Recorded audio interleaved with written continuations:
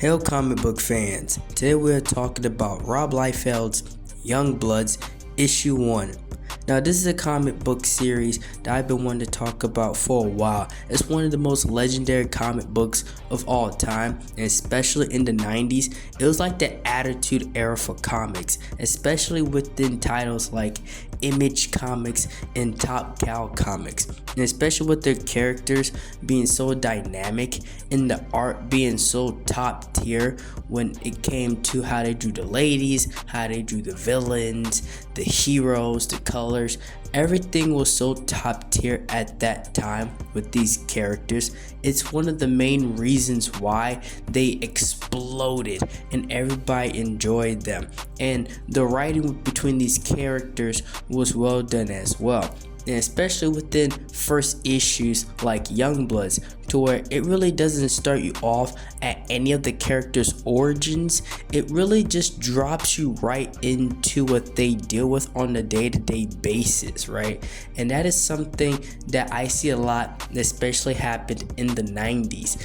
You didn't really get so many origin stories as much as you just got the characters themselves, and they're showing how cool they was and showing what they had to go through, right?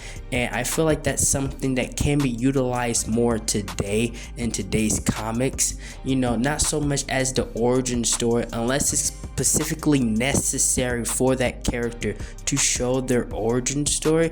It's really not necessary to show their past, the origin story. And we're not saying that it can't never be shown. You could show it throughout the series. But just like how they did in the 90s with Youngbloods and other characters, just show how cool they are.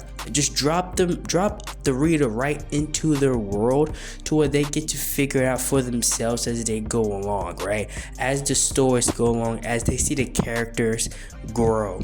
And let's put some respect on Rob's name. If it wasn't for people like him in the industry back then, like Mark Silvestri, which is my favorite comic book artist, and those that was back then in Image and Top Cow, we wouldn't have some of the best art in comic books we have, and the inspirations that came from those from artists that are doing it to this day, right? And with this Youngblood issue, right, and with these characters, they introduced new styles, they introduced new characters and stuff that people can really latch on to, and people to this day still have as their favorite characters, right? Not Marvel and DC characters, but Image characters and Top Cow characters. And within this Youngblood issue, it's right up there, right? With the story that's being told here, it's these guys going in an action and stopping the bad guys, right? It's nothing to boggles your mind, right? It's nothing you really have to read into. It's just a really fun issue. It's just a really fun story that is being told. And I think that's something else that needs to be shown today and done today in comics. You don't need a big story. You don't need a big world ending event.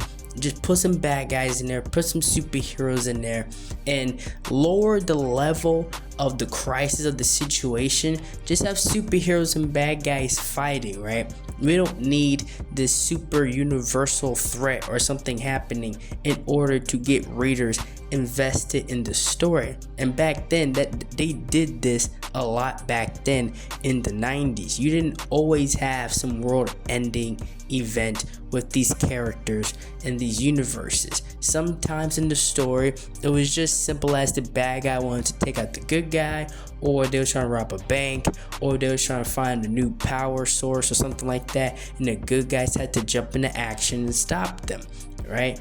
And that's why I love this era, right? The art, the story that's being told, especially within the comics like Youngblood, with these characters and what they was able to accomplish over the time is something that we still have not seen done today within the mainstream. Indie comics have taken a lot of inspiration from stories like these, from art like this, and from the mentality that creators had back then within the 80s and 90s, and they've applied it today. And that's why there's some of the biggest creators today within the comic book industry that are out of the mainstream of the big two, because they understand what readers and what people that love art want within the story. And that's why stuff like this is still inspirational today within stories and art like this, within comics like Youngblood. That's what Rob was able to accomplish. Now, I'm not sure at the time that he understood people like him, artists and writers back then, would have such a impact on creators today that are creating their own comics. Fans that was kids back then reading their comics inspired by their art are now creating their own today, using similar formulas to accomplish that. But they really did a great job with these comics and with these characters. And yeah, you can argue some of them may have been heavily inspired by already established characters, but they was able to pull it off in a way to where you was still able to enjoy them and not just look at it and say, oh, this is a cheap knockoff, and just throw the comic aside. Well, that's all I have for this issue in this comic. Thank you for watching. Like, share, and subscribe for more if you want me to continue doing these videos.